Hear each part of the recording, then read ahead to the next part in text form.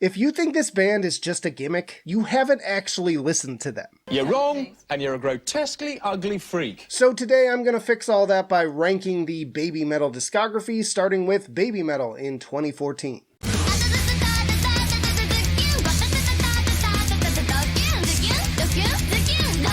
Now, I remember when this came out and it seemed like whether people loved it or hated it, they could not shut up about it. But somehow I managed to avoid it for many years and am coming at this very much from the perspective of an outsider. And I gotta say, I'm pretty impressed. Babymetal Death is a solid opener that gives me a mix of Fear Factory and In Flames vibes in the guitar work, while Megitsumi quickly introduces the more anime soundtrack-worthy elements with the upbeat synths and vocal performance. And whether you've listened to the album or not, Gimme Chocolate was a pretty inescapable single, and it's easy to see why, considering what an earworm it is.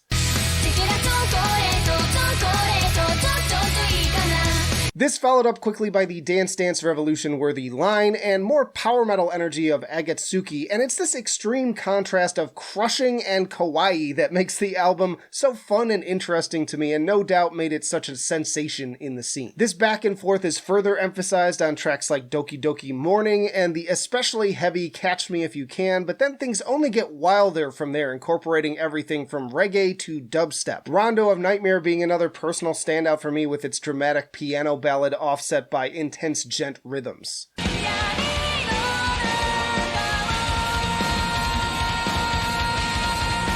Some call it cringe, some call it a cash grab, but it debuted at 187 on Billboard 200, and I find mashups like this to be way more interesting than the 10,000th old school death metal clone or cult black metal album out there. Maybe a little inconsistent and unfocused, but otherwise really great. I'm gonna put this one at B tier, and they only get better from here. They followed that up with Metal Resistance in 2016.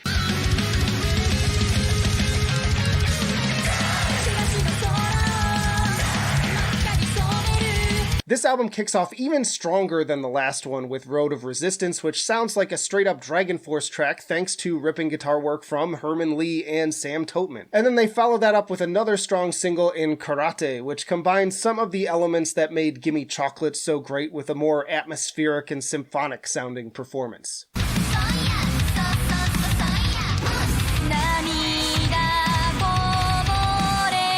Similar notes for the Genty GJ, but the band stated they really wanted to incorporate more styles of metal as per the title, and they bring that in spades. Awadama Fever incorporates breakbeats for a vibe that's like Pitch Shifter collided with Tattoo. Yama is also super fun with more symphonic metal energy, while Amore mixes more Dragon Force with anime soundtrack vibes. Killer bass solo on that one too. Metataro has a more folk metal sounding approach, complete with chanting backup vocals, and Tales of the Destinies even gets a little proggy in the vein of Dream Theater.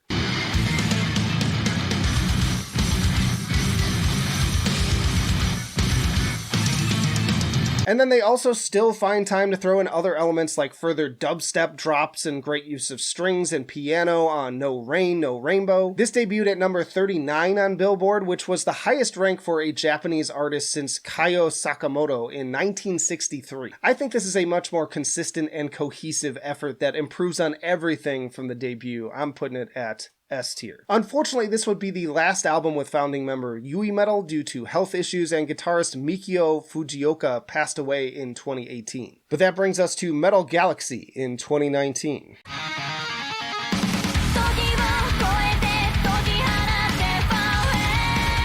Still seemingly unsatisfied with their already ambitious approach, this album is meant to be a concept that is a literal odyssey through the metal galaxy, containing elements of music from all over the world. Starlight is a killer kind of periphery-esque single, while Da Da Dance waits no time showering us in a cascade of guitars and appropriate to the title, getting that DDR energy going once more. Elevator Girl is inspired by liquid jazz and drum and bass, while Shanti Shanti Shanti brings some really killer influences from Indian music, complete with sitar.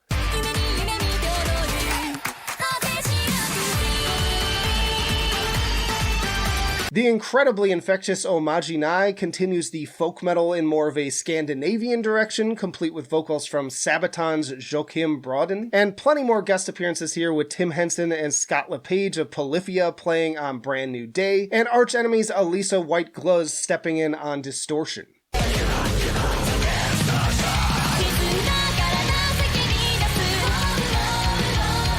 Night Night Burn is mad fun and impossible to not at least tap your foot to with its gent meets Latin music approach. In the Name Of sounds like something off of like a Therion album, and maybe some African influences here too with the drumming. Kageru reminds me a bit of Riot era Paramore, and then holy shit does Arcadia end things on an epic note with church bells and more epic shredding.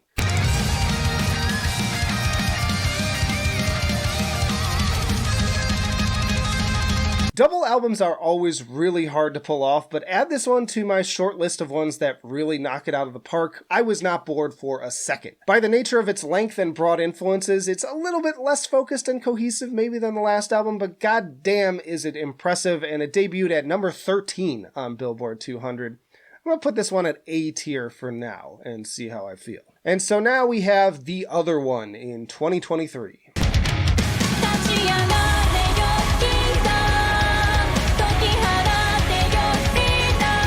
Metal Kingdom making for another strong opener with the big pounding drums and a powerful vocal performance. It doesn't have the same raging kick-in-the-door metal vibes of the last two, and the OOs feel a little bit radio pandery, but it's still a good one. But that more pop-oriented trend continues a lot on this album, going right into Divine Attack, Shingeki. The guitars almost feel like an afterthought on this one, with basic power chord progressions mostly relegated to the background.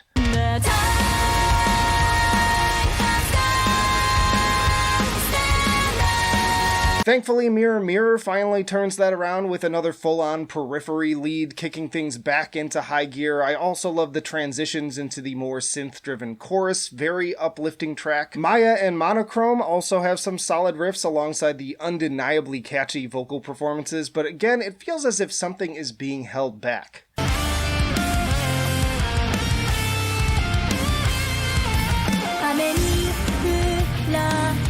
As someone who appreciates a wide variety of different music, I can enjoy poppier tracks like Time Wave or the beautifully piano-driven Light and Darkness, but I do wonder if the more metal-oriented listeners are going to feel a little cast aside with this one.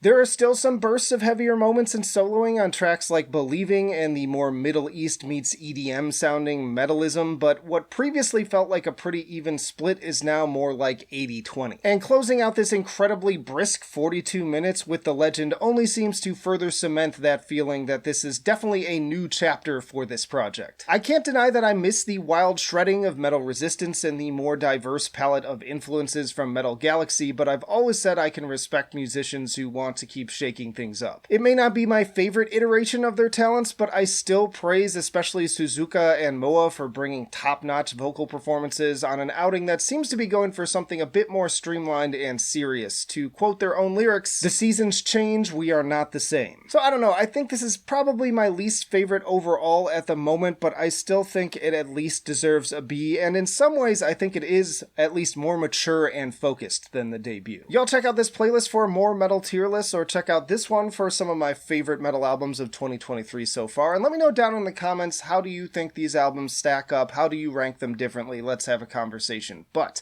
that'll do it for now. Flight of Icarus signing off. I will see you in the trenches.